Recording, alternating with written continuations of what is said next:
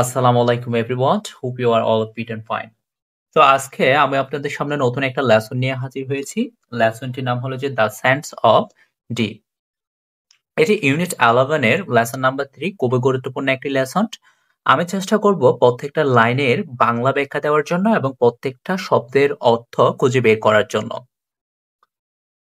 So চলেন শুরু করা যাক। দ্য সেন্স অফ ডি অর্থাৎ ডি নদীর পাড় অথবা ডি নদীর বালি। অর্থাৎ ডি নদীটি ইংল্যান্ডে অবস্থিত এবং এটার রাইটার হলো যে চার্লস কিংসলি। এটা হলো যে একজন ইংল্যান্ডের হলো যে একজন লেখক, যিনি কিনা জন্মগ্রহণ করেছিল 1819 সালে এবং মৃত্যুবরণ করেছিল 1875 সালে। আশা করি এতটুকু পর্যন্ত বুঝতে পেরেছেন। এবার যাওয়া যাক মূল কবিতায়। ও ম্যারি অর্থাৎ হলো যে মেরি হলো যে একজন কিশোরী। Go and call the cattle home অর্থাৎ যাও এবং গবাদি পশুদেরকে বাড়িতে নিয়ে আসো। And call the cattle home, গবাদি পশুদেরকে বাড়িতে নিয়ে আসো। And call the cattle home, এবং গবাদি পশুদেরকে বাড়িতে নিয়ে আসো বা ডেকে নিয়ে আসো। এখানে গো তো যাওয়া বোঝাচ্ছে, call the cattle home, cattle অর্থ হলো যে গবাদি পশু, হোম বাড়িতে। এখানে কল মানে ডাকা বোঝাচ্ছে, ঠিক আছে? তাহলে নিয়ে আসার কথা বলা হয়েছে। Across the sands of D অর্থাৎ ডি নদীর পার থেকে, ডি নদীর বালির পার থেকে, অথবা ডি নদী অতিক্রম করে। দ্য ওয়েস্টার্ন উইন্ড অর্থাৎ হলো যে ওয়েস্টার্ন মানে হলো যে পশ্চিমা, উইন্ড মানে হলো যে বায়ু, ওয়াজ ওয়েলড অ্যান্ড ড্যাঙ্ক উইথ ফোম অর্থাৎ পশ্চিমা যে বায়ু ছিল, উইন্ড মানে হলো যে আহ, বায়ু, ওয়াজ ওয়েলড অর্থাৎ হলো যে বন্য প্রাণী, অ্যান্ড ড্যাঙ্ক উইথ ফোম অর্থাৎ পশ্চিমা যে বাতাস ছিল সেটা অনেকটা বন্য প্রাণীর মতো ভয়ঙ্কর ছিল, ভয়ঙ্কর রূপ ধারণ করেছিল, হিংস্র রূপ ধারণ করেছিল। ড্যাঙ্ক অর্থাৎ কালো হয়ে, উইথ ফোম অর্থাৎ ফেনা। And all alone went she, সে একাই গিয়েছিল, সে সেখানে একাই গিয়েছিল।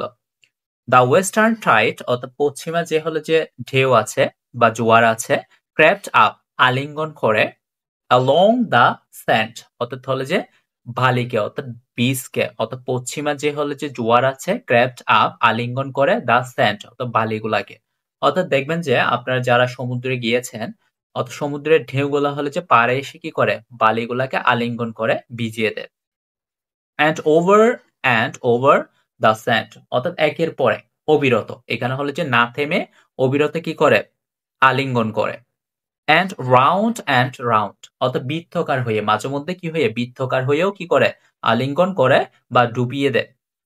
As far as I could see অর্থাৎ যতটুকু পর্যন্ত চোখ যায়, যতটুকু পর্যন্ত চোখ যায় দেখতে পাই কি, এই দৃশ্য।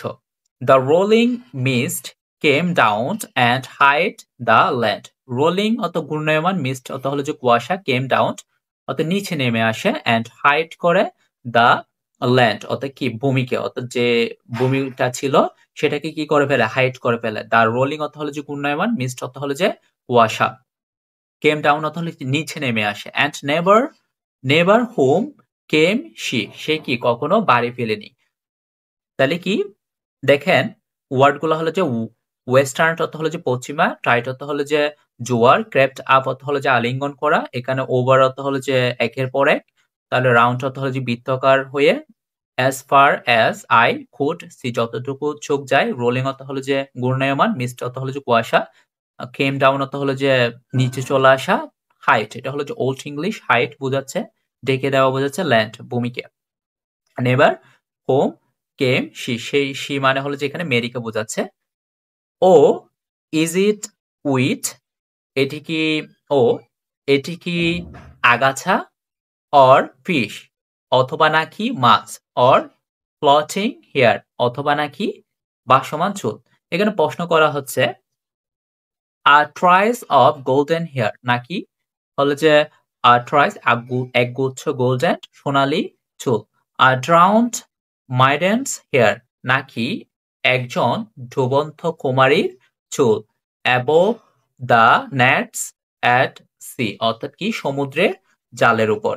তাহলে দেখেন এটা হলো যে একটা প্রশ্ন, অর্থাৎ জেলেরা প্রশ্ন করতেছে যে এটা কি এগুলা কি আগাছা নাকি সমুদ্রের মাছ, নাকি হলো যে ভাসমান চুল, নাকি একগুচ্ছ সোনালী ঝুল, নাকি হলো যে একটা ডুবন্ত মেডেন্স অর্থাৎ হলো যে কিশোর বা কিশোরী বোঝায়। এখানে যেহেতু মেরি আছে, মেরি হলো যে কিশোরী, সেহেতু কিশোরী হবে, অর্থাৎ কিশোরীর চুল above the nets of at sea, অর্থাৎ সমুদ্রের জালের উপর।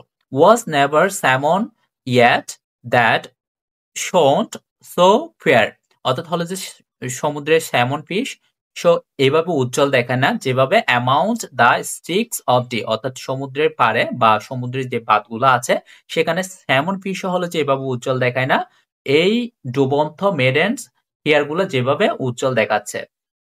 আশা করি বুঝতে পেরেছেন। এবার দেখা যাক last স্ট্যান্জা।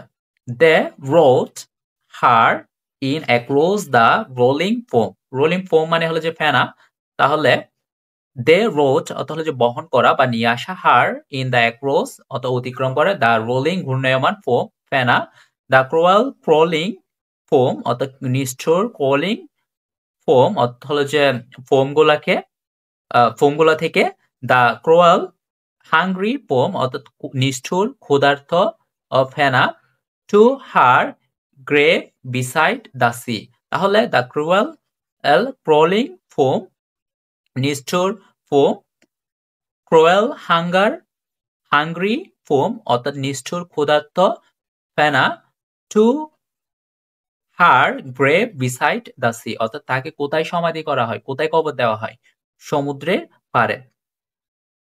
But still the boatman hear her call, কিন্তু বোটম্যানরা অর্থাৎ যারা হলো যে নাবিক ছিল বা জেলে ছিল তারা এখনো তার কি ডাক শুনতে পায়। Call the cattle home across the sands of D, call the cattle home across the sands of D, যেটা কিনা সে শুরুতে বলেছিল। তাহলে রোড অর্থ হলো যে এখানে বহন করা বা নিয়ে আসা, অ্যাক্রস অর্থ হলো যে জুড়ে, রোলিং অর্থ হলো যে ঘূর্ণায়মান, ফোম অর্থ হলো যে ফেনা, তাহলে ক্রুয়েল অর্থ নিষ্ঠুর, হাংরি অর্থ হলো যে ক্ষুধার্ত, গ্রেপ অর্থ হলো যে সমাধি বা কবরস্থান, বিসাইড অর্থ হলো যে পাশে, তাহলে স্টিল নীল, বোটম্যান অর্থ হলো যে বোট চালক, তাহলে হিয়ার অর্থ শুনে, হার কল, তাহলে খার কল এখানে হার অর্থ হলো যে, হার অর্থ হলো যে এখানে মেরি।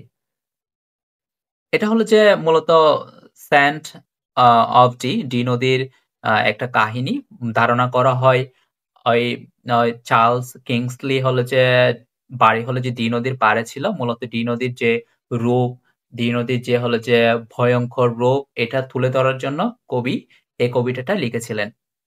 আশা করি সকলে বুঝতে পেরেছেন। So thanks everyone. আসসালামু আলাইকুম।